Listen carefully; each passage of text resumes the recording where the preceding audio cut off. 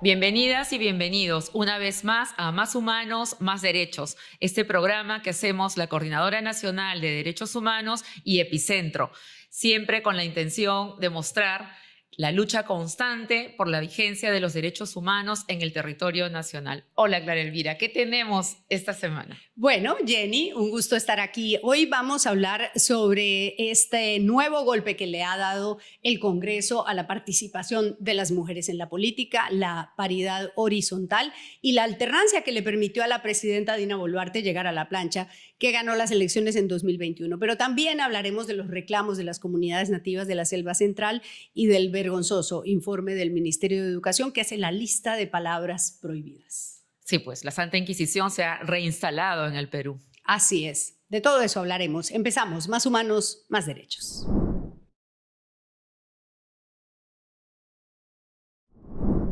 Hasta este 10 de junio, el gobierno tiene un plazo para observar la ley aprobada por el Congreso de la República, o sea, diríamos lo que conocemos como la autógrafa, ¿no? Que ha sido aprobada en el Congreso, y lo que hace esta norma es eliminar o modificar, mejor dicho, ha hecho dos modificaciones, con lo cual ha dejado fuera de juego, ¿no?, la norma que posibilitaba que se incorpore dentro de las listas a la presidencia de la República, presidencia, vicepresidencia, la alternancia. Y también ha eliminado, en lo que tiene que ver con el proceso de elección a gobiernos regionales, la paridad horizontal, ¿no? De esta manera limita la participación política de las mujeres, lo cual es un derecho humano, ¿no?, consagrado en los tratados y cartas de derechos humanos, ¿no? Y también, por supuesto, limita los avances que habíamos logrado hasta el día de hoy. Bueno, conociendo la tradición de este gobierno, suponemos que no observará esa ley y se convertirá en una ley en toda regla. Veamos lo que aprobó el Congreso en esta nota de David Gómez Fernandini.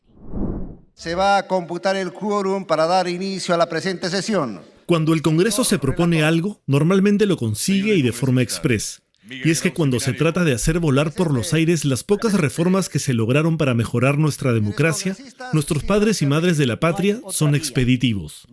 El viernes 10 de mayo, un dictamen que modifica la ley electoral afectando derechos ya conquistados como la paridad y la alternancia fue aprobado en la Comisión de Constitución presidida por la fujimorista Marta Moyano. Acto seguido fue enviado por un tubo al pleno que se realizaba ese mismo día y unas horas después fue aprobado y exonerado de segunda votación. Han votado a favor 83 señores congresistas, 14 en contra, 2 abstenciones. La paridad y la alternancia permiten que las listas de candidatos a las elecciones nacionales y locales estén integradas por igual cantidad de hombres y mujeres, y que los candidatos y candidatas aparezcan de forma intercalada, como una manera de garantizar la participación de las mujeres en la política. Hay un dato de la realidad, ¿no? La población que componemos, casi 50-50 hombres y mujeres, las mujeres no están igualmente representadas en los cargos por elección popular. Entonces, hablamos de una subrepresentación política.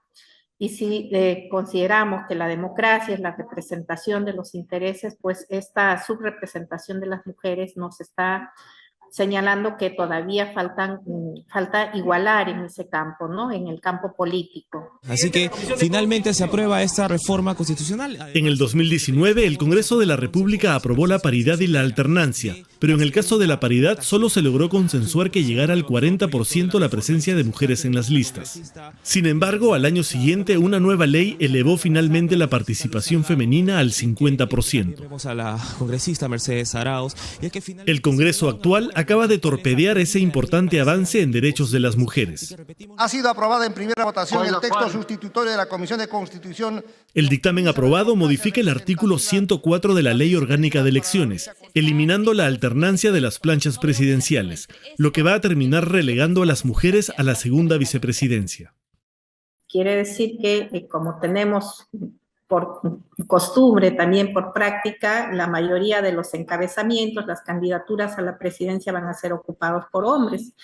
Entonces, la primera vicepresidencia, si se aprueba esta autógrafa, estaría indistintamente ocupada por otro hombre o por una mujer, pero sabemos cuál es la cultura de las organizaciones políticas, ¿no? Van a poner a otro hombre. Entonces ya no hay la obligación de ubicar, como es actualmente, si el candidato es un hombre, la primera vicepresidencia tendría que estar ocupada por una mujer y la segunda vicepresidencia por un hombre, ¿no? El Congreso también modificó el artículo 102 de la Ley de Elecciones Regionales, que obligaba a las organizaciones políticas a aplicar la paridad horizontal en las candidaturas regionales. Si bien se mantendrá la paridad vertical al interior de cada lista, los partidos ahora podrán presentar como cabeza de lista exclusivamente a hombres en todas las regiones a las que postulen. Del total de candidaturas que postula una organización política a los gobiernos regionales, pongamos que postule a los 25 gobiernos regionales, la mitad deben estar encabezados por mujeres y la mitad por hombres. Esa es la paridad horizontal. Esto se está eliminando en la autógrafa que tiene en manos ahora el Ejecutivo, ¿no? Y como sabemos también por la cultura de las organizaciones políticas, todos los encabezamientos son mayoritariamente, si no al 100%, liderados por hombres. Se mantiene y está vigente y no ha sido tocada tampoco en las modificaciones la paridad vertical, lo que es la paridad vertical y la alternancia. Tanto el Jurado Nacional de Elecciones como el Ministerio de la Mujer y Poblaciones Vulnerables han expresado su rechazo a una norma cuya promulgación constituiría un claro retroceso en materia de derechos. Y esto era un avance significativo y ha logrado que tengamos el día de hoy 2 gobernadoras regionales, 22 vicegobernadoras, 192 alcaldesas distritales. Pido en este momento que reflexionen sobre esta medida que constituye un retroceso significativo. Somos el 50% de la población, tenemos derecho a participar en política, tenemos derecho de plantear las cuestiones que son de nuestro interés para que a través de las políticas, las medidas, los servicios del Estado también se vean atendidos. La autógrafa de ese dictamen ya está en manos del Poder Ejecutivo, que tiene hasta el 10 de junio para promulgarla u observarla y devolvérsela al Congreso de la República, quien en última instancia podría, como ya ha ocurrido, aprobarla por insistencia. A la presidenta, a la señora Dina Boluarte, que observe esta norma, y sabemos también que el Congreso tiene los votos para ratificarse en esa observación que pudiera regresar del Ejecutivo. Pedimos que vuelvan a revisar, ¿no?, estos extremos y que no den un mensaje hacia la ciudadanía de retrocesos en los derechos políticos de las mujeres, sino al contrario, ¿no? Hasta el momento, la presidenta Boluarte no ha dicho "esta boca es mía" en alusión a esta contrarreforma, pese a que ella misma llegó a donde está precisamente gracias a la paridad y la alternancia que hoy el Congreso está dinamitando.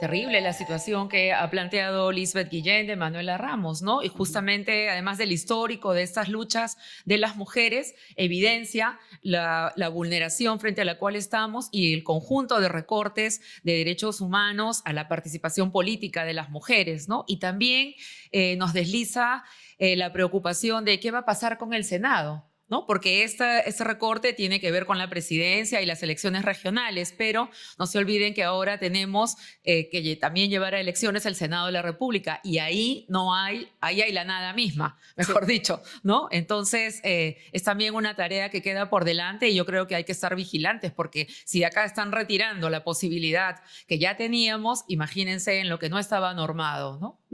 Bueno, estaremos vigilantes aquí en Más Humanos, Más Derechos. Vamos con nuestro siguiente tema, que tiene que ver con los reclamos de las comunidades nativas de la Selva Central asociadas a SECONSEC. Estas comunidades reclaman atención, están asediadas y abandonadas. Recientemente celebraron una cumbre en la que participaron delegados de las 80 comunidades nativas de los pueblos ubicados en las provincias de Chanchamayo, Satipo y Oxapampa, que pertenecen a comunidades que conocemos, pero de las que no nos acordamos tanto, los Ashaninka, los Chipibo, los Yanesha y los Asheninka. Ellos reclaman atención. Sí, y una de las principales demandas que tienen estas comunidades y la que nos está planteando el presidente de ese concepto justamente tiene que ver con el reconocimiento de sus territorios, ¿no? O la posibilidad justamente de que se pueda reconocer cuáles son sus límites, sus linderos y el desarrollo que tendrían que estar vinculados dentro de esto. Mientras no haya el reconocimiento de sus territorios, no pueden avanzar.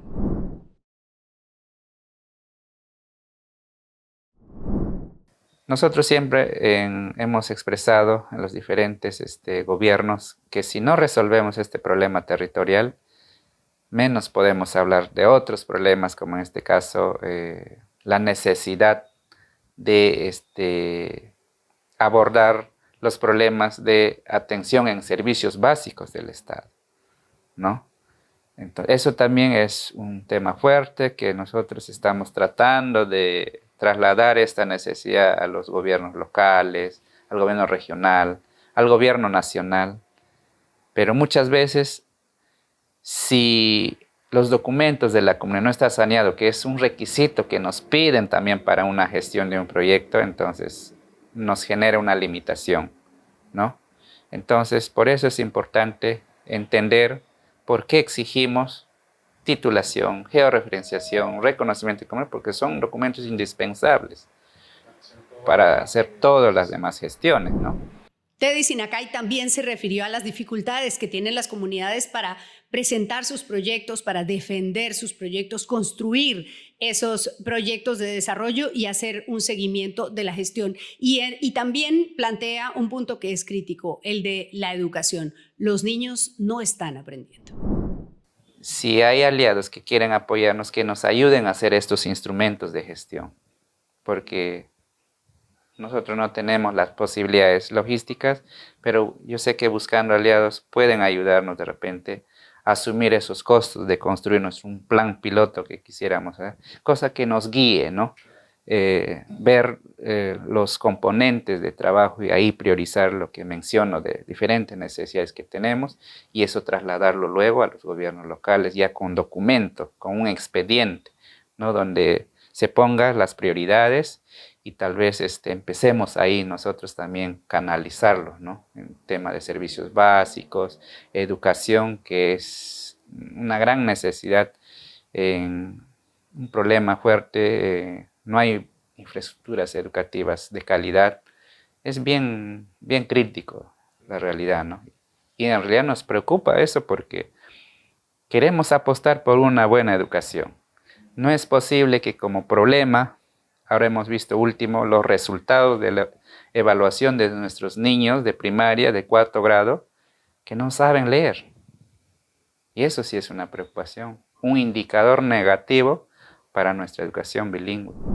Por último, las comunidades de la Selva Central reclaman también el derecho a poder pronunciarse y decidir sobre cómo quieren vivir, cuál es su futuro, ¿no? Y para esto, nada más vinculado justamente a lo que veníamos mencionando sobre la participación política, ¿no? Esa es una de sus demandas también y la posibilidad de que de una vez por todas en este país tengamos una ley que permita una adecuada representación dentro de este sistema democrático. Escuchémoslo. Venimos escuchando que también nuestro país, a través del Ministerio de Cultura, vienen trabajando una propuesta de una política de desarrollo de los pueblos indígenas a nivel nacional al 2050, creo. Pero suena bonito. Pero si no hay una participación efectiva de nosotros, va a ser un instrumento que no nos va a servir mucho, porque no se está debatiendo lo que realmente nosotros, que conocemos la realidad directa de nuestras comunidades, ¿no? Entonces, eso es lo que siempre yo he planteado en las reuniones, que toda iniciativa, propuesta que se quiera implementar, tienen que involucrarnos para poder aportar, dar nuestras ideas y de esta manera construir una herramienta de manera participativa y se va a dar la legitimidad de nuestras voces, de nuestras necesidades en este documento, ¿no? Yo creo que eso es importante saber. Y otro tema final que quiero también hacer presente es que es necesario abordar el tema del derecho de participación política de los pueblos indígenas, porque nos preocupa que no tenemos representantes en los espacios donde se toman decisiones, y esa es una gran debilidad que se está viendo en el país, de que nadie se habla por nosotros. Entonces yo creo que es momento de iniciar este proceso de diálogo. En caso nuestro, es solicitado crear un grupo impulsor donde se debaten estos temas sobre el derecho de participación política en Selva Central, y esperemos pues que también vaya ampliándose este trabajo y que más actores se sumen.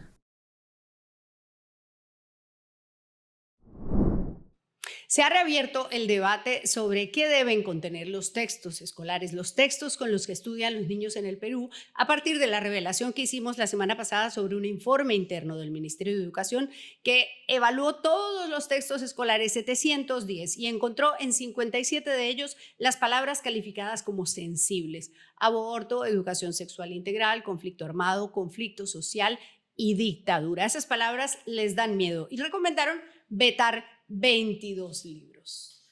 Bueno, y frente a eso, obviamente el ministro de Educación, que se ha sentido interpelado, no pudo salir y zanjar, sino que por el contrario salió y respondió de manera evasiva, dijo que sí, que no, pero que todavía la decisión no está tomada, etcétera, ¿no? Dejando de lado que en realidad la escuela es un lugar privilegiado para la construcción de la ciudadanía y para la construcción, además, de una sociedad igualitaria y democrática, ¿no? Si suprimimos en realidad esto y más bien privilegiamos la formación de la educación financiera, como es lo que se está señalando, tendremos consumidores, pero no ciudadanos y ciudadanas, ¿no? Entonces, creo que es fundamental no perder de vista esto, sobre todo porque nos regresa incluso a épocas de oscurantismo, como fue la época de la Inquisición, ¿no? Donde determinados libros estaban prohibidos y se quemaban en la plaza pública. Eso no puede ser una casa de brujas, ¿no? Veamos la nota.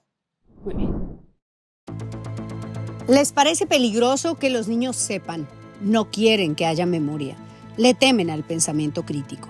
¿Les parece sensible que los textos escolares contengan las palabras conflicto armado, conflicto social, aborto, educación sexual integral y dictadura? Y como no existe la ideología de género, la han asimilado con el enfoque de género. Esas son las expresiones vetadas en el informe elaborado por la Unidad de Recursos Educativos de la Dirección General de Educación Básica Regular del Ministerio de Educación. El informe recomienda sacar de circulación 22 libros que contienen estas expresiones. Lo contradictorio, como resalta la exministra de Educación Patricia Correa, es que la política educativa contiene esos términos y establece que es obligatorio enseñarlos. Yo diría que es un intento de censurar que contraviene las políticas grandes, el proyecto educativo nacional. Entonces se ha actuado sin medir que las palabras que se intentan censurar están en las políticas. Entonces es imposible que eso de alguna manera se concrete, sobre todo con un informe que no explica en ningún momento las razones por qué esas palabras no tendrían que estar contenidas en los textos y en los libros. El ministro de Educación, Morgan Quero, no dijo ni sí ni no, solo que aún no hay una resolución del viceministerio y que llegarán a acuerdos con los gobiernos regionales y locales. Y lo dijo al lado del conservador alcalde de Lima, Rafael López Aliaga.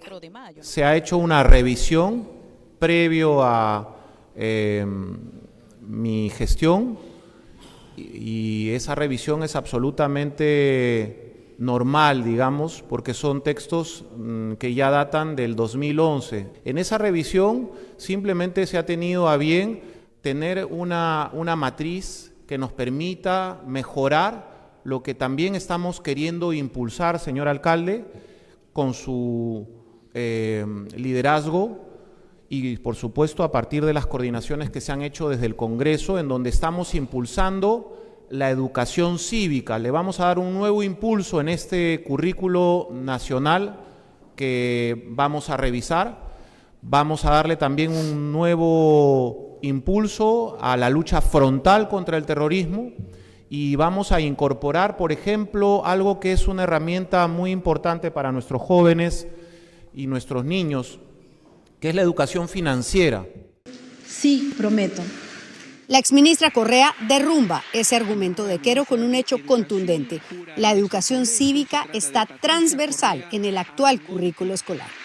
La educación cívica no es como antes un curso donde tengamos que llevar y aprender la Constitución. Lo que queremos es generar pensamiento crítico y ese pensamiento crítico se hace reflexionando sobre problemas reales. Lo que estamos diciendo con esta propuesta es que la realidad corre por fuera de la escuela, cuando el propósito de la escuela es vincularse y transformar la realidad. Eso estamos negando. Por eso considero que es inviable esta propuesta, por supuesto, estos informes que no tienen ningún sustento técnico. La propuesta de veto hoy no parece tener futuro, pero nunca se sabe qué otra genialidad puede surgir desde el Congreso. Considerando que es un ejecutivo que está sometido a un Congreso que dicta normas. Recordemos que hace un mes casi se ha quitado con una ley el lenguaje inclusivo.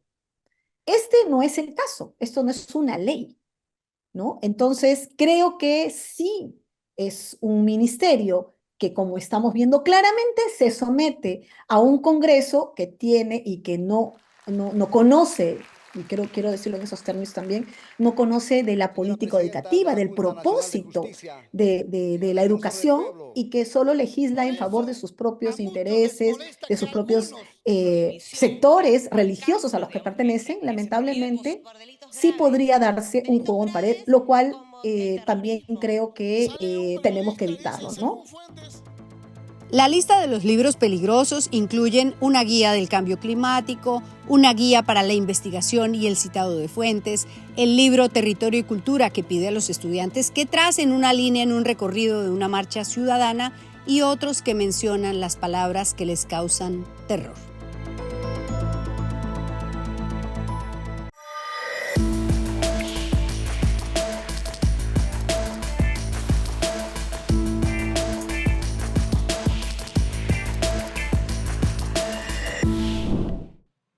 Bueno, lo preocupante en este caso es el hábito, es que poco a poco se van corriendo las barreras y ya no les da vergüenza decir que hacen una lista de palabras vetadas, prohibidas, que el ministro diga, bueno, es que todavía no hay una resolución viceministerial, no garantiza que no vaya a haber esa resolución y la intención está y la complacencia de ciertos sectores con ese veto, eso es lo preocupante. Sí, sobre todo privilegiar, también lo he escuchado decir que es muy importante porque van a privilegiar la educación financiera, ¿no? Entonces, privilegiar la educación financiera por sobre la educación ciudadana, ¿no? Entonces vamos a pasar de pobladores a consumidores y nos vamos a comer la etapa de ciudadanos. Que consuman y callen. Que consuman y callen, exacto. Bueno, y ahora tenemos una interesante entrevista con Paula Tábara. Paula es politóloga, cientista política, y además profesora universitaria. Bienvenida, Paula, a Más Humanos, Más Derechos. Hola, Paula. Un gusto acompañarlas, Clara Elvira, Jenny. Bueno, y estamos acá ansiosas y curiosas para conocer tu opinión, ¿no? Porque con los últimos cambios que hemos visto, digamos, el pronunciamiento de la Junta Nacional de Justicia, luego el pronunciamiento del fiscal de la Nación respecto a la denuncia contra la presidenta de la República. Entonces, parecería que la democracia peruana no muere nunca, ¿no? Siempre está, digamos, en la UCI, en cuidados intensivos, pero de pronto tiene como una capacidad de resiliencia, ¿no? Y de poder reconstituirse. ¿Es esto de alguna manera esperanzador o son como los últimos estertores y por más que estas pequeñas islas logren funcionar, no vamos a poder remontar estas tremendas crisis institucionales que estamos enfrentando. Yo creo que se puede decir que efectivamente hay triunfos. Yo además soy una insistente en ponernos los triunfos delante porque si no efectivamente perdemos toda esperanza, ¿no? Hay un triunfo que hay que tener en consideración que viene incluso de más atrás. Llevamos casi un año, algo menos de un año, logrando que por más intentos que se hacen de remover a los miembros de la Junta Nacional de Justicia, y hay un proceso en medio con 2 de ellos, la Junta sigue existiendo, al punto que la Junta nos permite dejar de tener a Patricia Benavides como fiscal, ¿no? Y eso como un siguiente nivel de triunfo, pero que empieza en el solo hecho de que la Junta haya podido resistir, de que nuestra justicia, que al final debe funcionar como esta balanza en medio de los poderes públicos, ¿no? Del Ejecutivo, del Legislativo, nos siga permitiendo tener ahí un marco de actuación.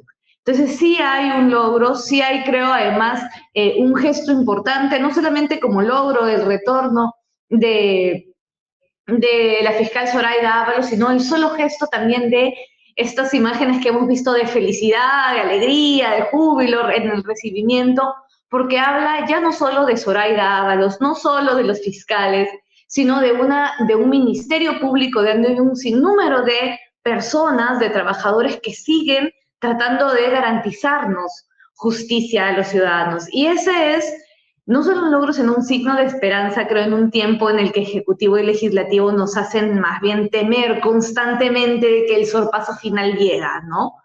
Lo que sí nos queda de por medio, creo, y es siempre necesario, es que ese triunfo no se completa si los ciudadanos no hacemos también nuestra parte en movilizarnos, informarnos, insistir y estar detrás de que este sistema de justicia tenga un soporte, pero además de que se sienta la presión de la ciudadanía de también fiscalizar y también dar, digamos, sus propios signos de esperanza en medio de esta situación, ¿no? Ahora, es una presión de la ciudadanía el hecho de que solo el 5% apruebe a la presidenta.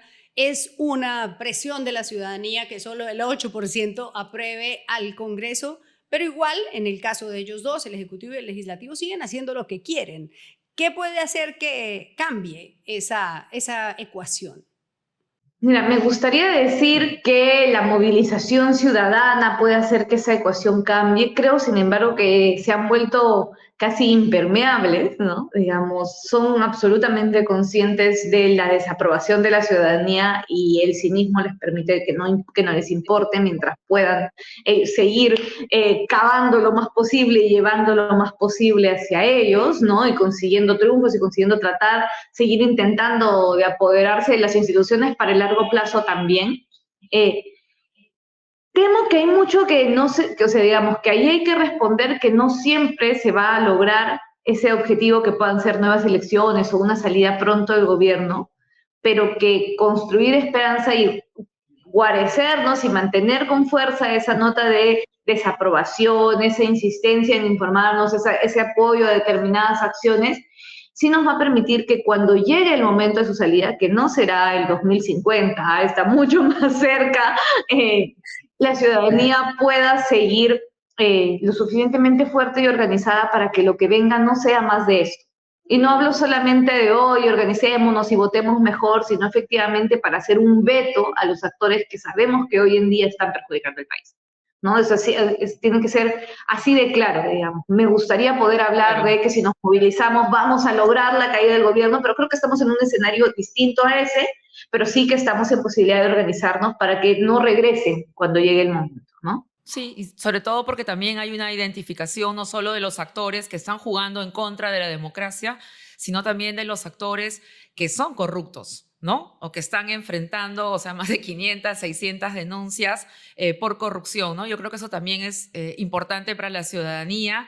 Y también pensaba, Paula, porque decimos, claro, no hay movilizaciones o de repente estamos pensando pues en la gran movilización, no sé, pues las Alamedas, ¿no? O sea, pero sí hay en los distintos lugares ¿no? Movilizaciones, y hay movilizaciones por distintas cosas. Hemos visto la Marcha del Agua, hemos visto la movilización de los familiares en el marco del 1 de mayo, hemos visto en estos días también la del 30, que tiene que ver, está convocada por los sindicatos, y hay distintas y fragmentadas marchas, pero sí hay una ciudadanía que se está movilizando, y creo más también en este momento por necesidades concretas, ¿no? Que no son ajenas a la democracia, porque en la medida en que la democracia está tomada y los poderes corruptos están ahí, obviamente la eficiencia del Estado para la realización de nuestros derechos también disminuye, ¿no? Y cada vez hay más hambre, menos servicio, menos agua, menos educación, etcétera, ¿no? Pero entonces sí empieza a haber también movilizaciones por este tipo de demandas, ¿no? Que Sí, yo por eso hablaba analizar de repente. Sí, yo por eso hablaba de mantener la organización, porque efectivamente, digamos, estamos lejos de un escenario de gran movilización, y yo incluso cuestionaría que si esa gran movilización llega, eso vaya a acabar con el gobierno. Entonces, el gobierno y el ejecutivo y el legislativo están viendo la presión de la ciudadanía y no ha parecido importar, ni cuando tuvimos muchísima gente en la calle, ni ahora que las movilizaciones son efectivamente más temáticas.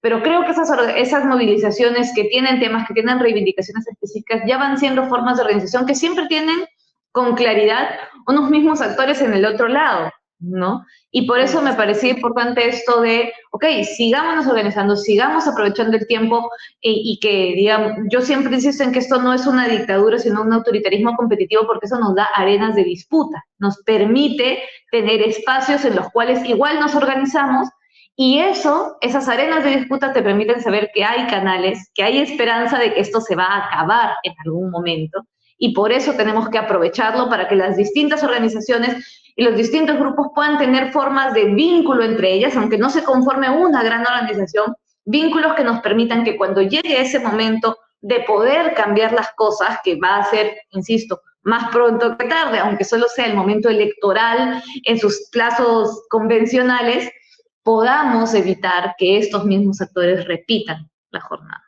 Claro, que se teja ciudadanía para que el final, cuando llegue el final, no pasemos a algo peor, que ese es un mensaje final. Tejer ciudadanía, eso que tú has dicho, que es justamente lo que el Ministerio de Educación quiere evitar con su índice de libros que nos quiere sacar, ¿no? Pero bueno, ahí estamos y resistiremos. Sí. Y qué lindas palabras, Paula, porque nos dejas después de esa entrevista con esperanza, de todas maneras, ¿no? Gracias, Paula, por estar en Más Humanos, Más Derechos.